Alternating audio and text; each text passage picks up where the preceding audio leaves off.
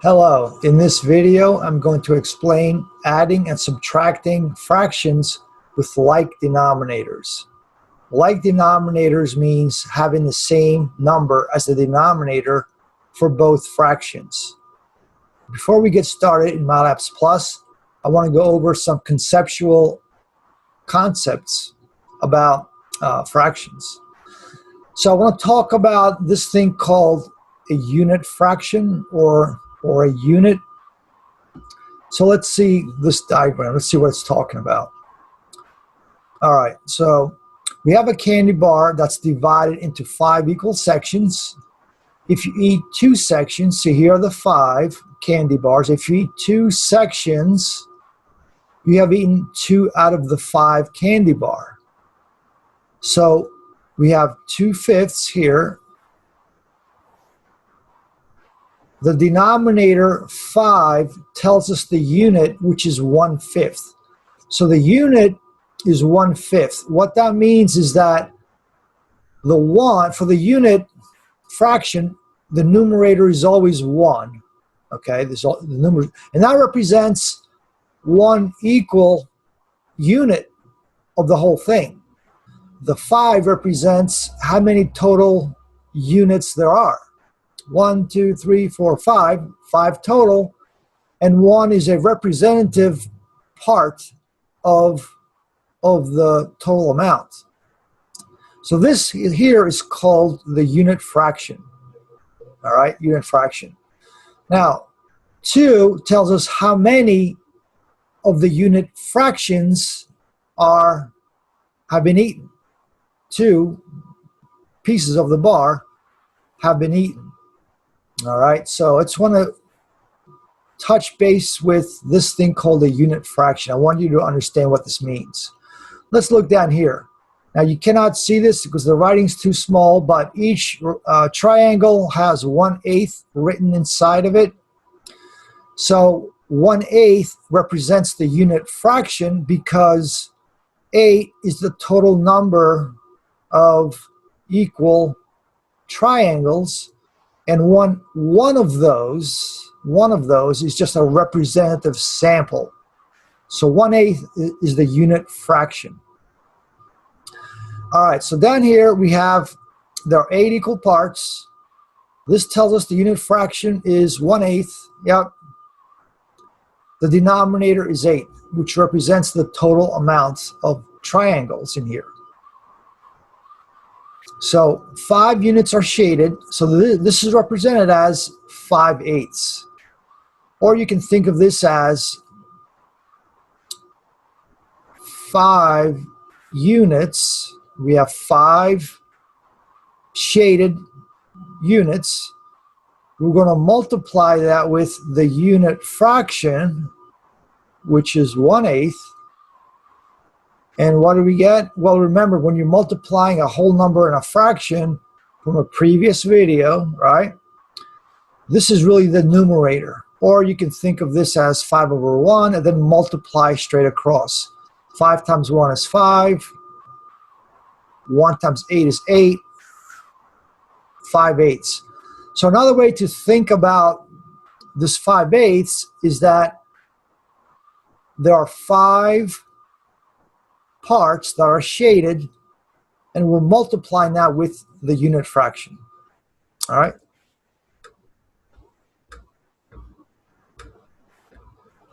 All right, so let's see what we got here. In A, we have a case where we have all of the squares filled in, grayed out, or colored in. So what is the unit fraction here? Well, it says there are 24 equal parts. So the unit has to be 1/24th, right? Because 24th is the denominator. It's the number of equal parts. And 1 is just a representative sample. It doesn't matter which one because they're all equal in size. So here we have 24 are shaded, and we're going to multiply that with the unit or the unit fraction, same thing, and we're going to get what? We're going to multiply across, right? There's our imaginary 1 underneath here, implied 1. 24 times 1 is 24. 1 times 24 is 24. And now to simplify this, to reduce, we got 24 divided by 24, and that's 1. You can think of this as 100% of the squares are shaded, and you will get into percentages in Module 4 of Math 50. So 1 represents all of it, 100% of it. Now let's look at B down here. So we have 3 rectangles, 1, 2, 3, and each rectangle has 6 equal parts, 6 equal squares within the rectangle. The same thing here, the same thing here, the same thing here. The difference is the rectangles that are shaded. These are shaded differently, correct?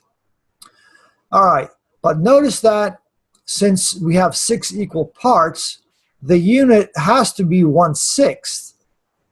1/6 for here, 1/6 for here, right? The unit has to be 1/6 for all of these because there are 6 squares and 1 represents any of those. It's just a sample. So now what we do is to count up and see how many there are totally shaded between all 3 rectangles. We just simply count them up and we get 11. So 11 of 6 over 6, 11/6 are shaded. Notice here that this is a improper fraction.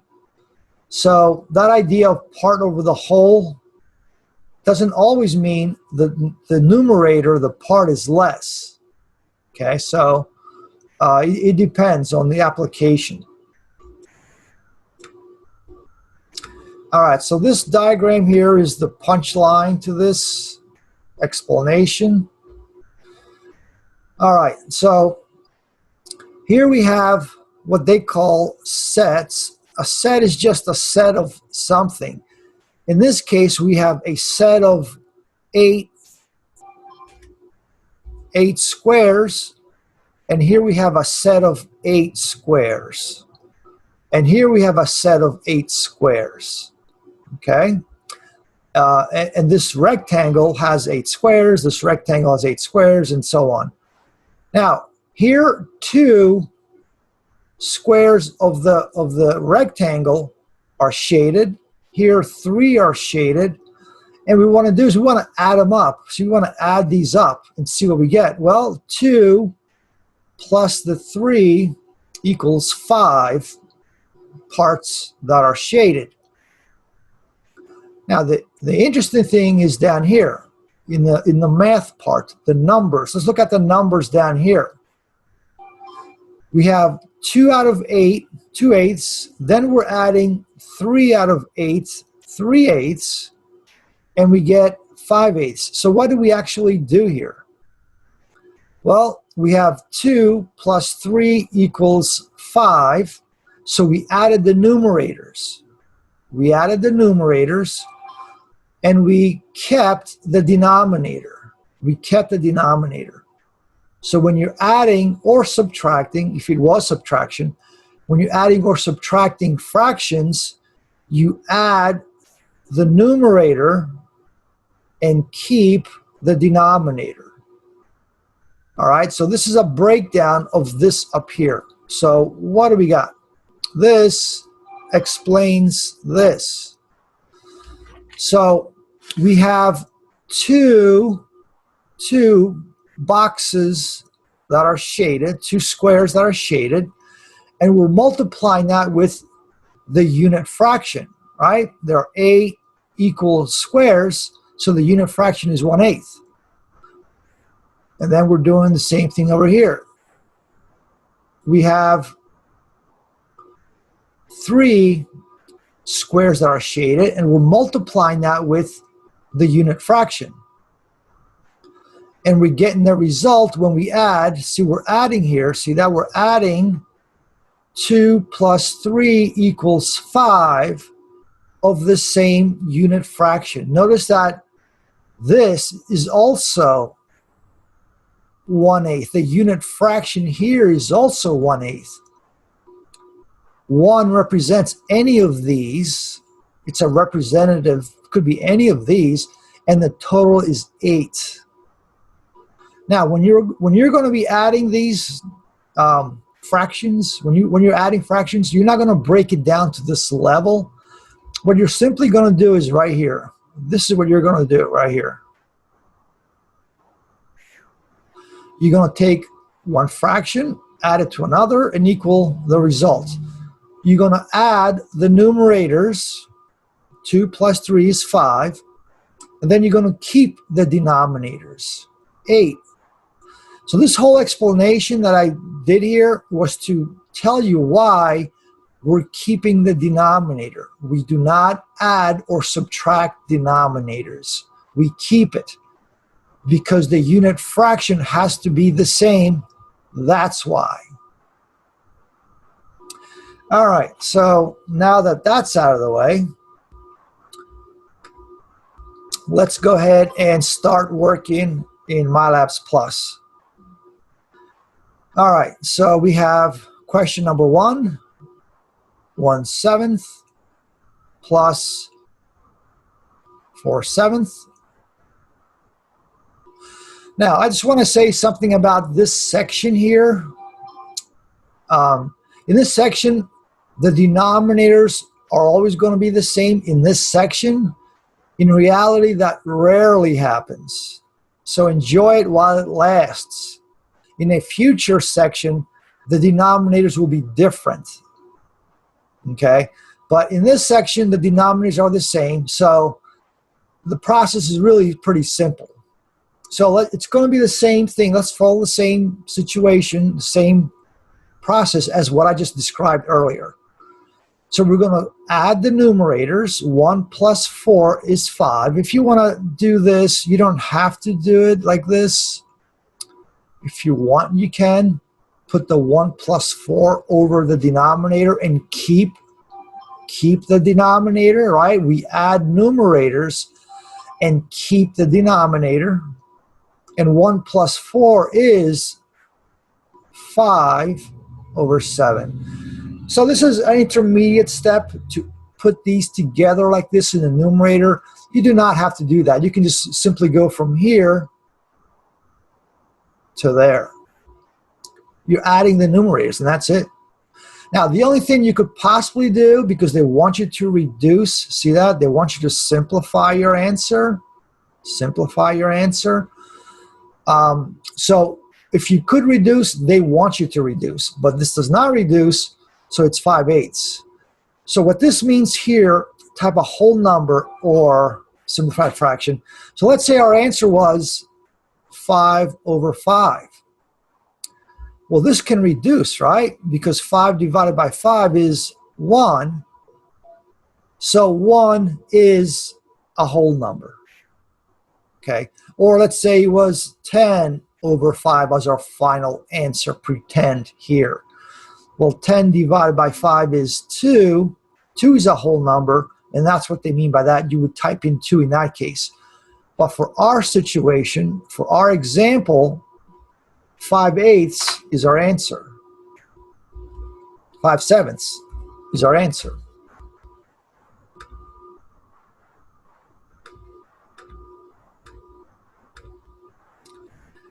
All right, so here we have 1/14 plus 1/14. Same protocol, same thing. Add the numerators, 2/14. Keep denominators, and then reduce if you can. And here we can, because the number that divides into both 2 and 14 is 2. 2 divides into 2 once. 2 divides into 14 7 times. Cross out the thought bubble. The final answer is 1/7. Okay, so make sure you reduce if you can.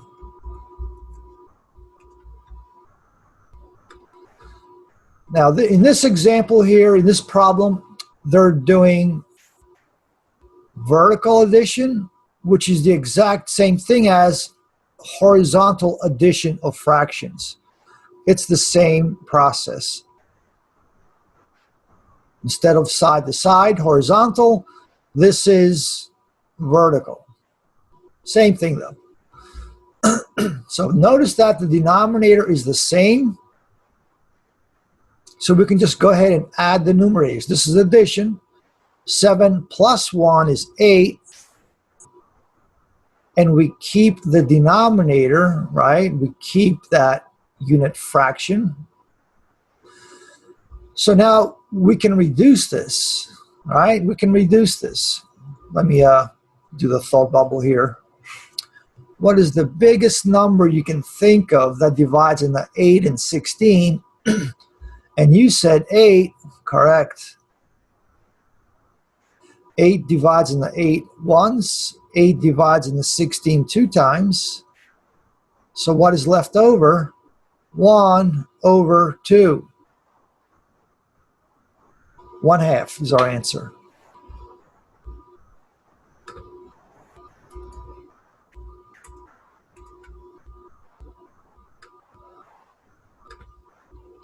So here we got 3 horizontal additions.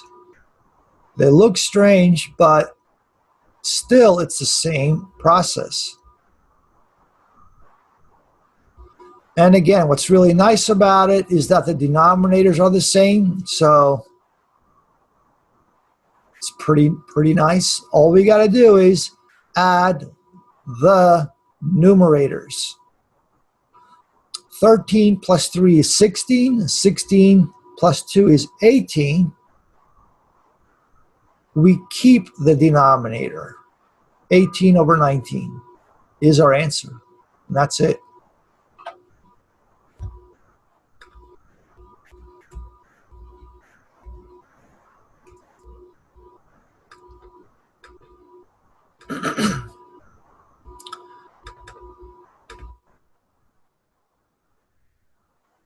All right, so we have 11/15 plus 4/15.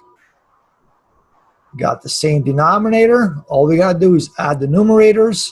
11 plus 4 is 15. We keep the denominator. 15. 15 divided by 15 is 1. So here's your whole number right here, right? Whole number, 1. Fully reduced.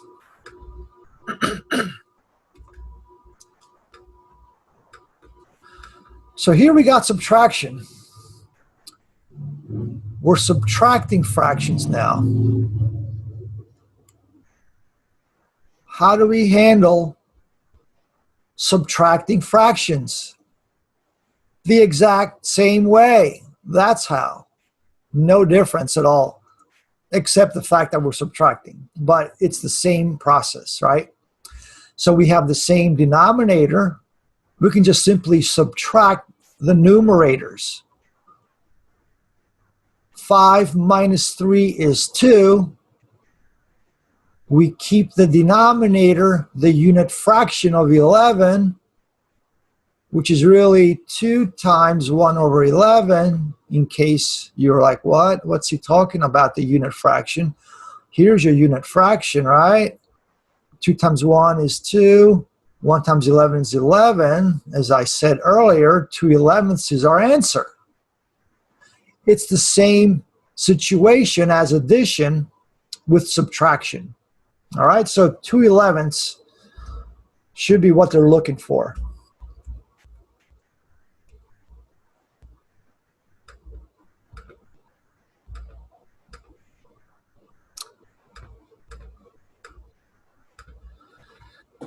Okay, so here we got 12/11. minus 3 over 11. We got the same denominator. We're going to subtract numerators. 12 minus 3 is 9. We keep the denominator. We cannot reduce this fraction. Done.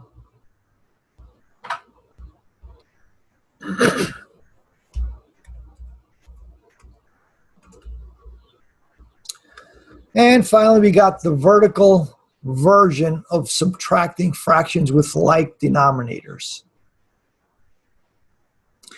So the word like means the same, right? So if you see the word like denominator, it means the same number as the denominator.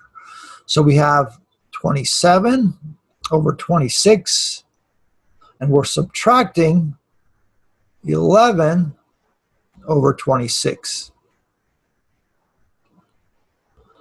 Now, in case you're wondering, if this was side to side, horizontal, which number goes first? This number would go first. It would be 27 minus 11 over 26 if it was side to side, in case you wanted to know, which is good to know. We're subtracting this from this, okay? All right, so we have the same denominators, 26. We can just simply subtract the numerators. And if you can do it in your head, wonderful. If not, just do it on the side. Our answer is 16. So 27 minus 11 is 16 over 26. So are we going to type that in? No, you said, because that can be reduced. Correct. What number are you thinking about that divides both into 16 and 26? And you said 2. Correct. 4 goes into here, but not here. 8 goes into here, but not here. So 2 is the only number that divides into both. 2 divides into 16 8 times. 2 divides into 26 13 times. Cross out the thought bubble, and our final answer is 8 over 13.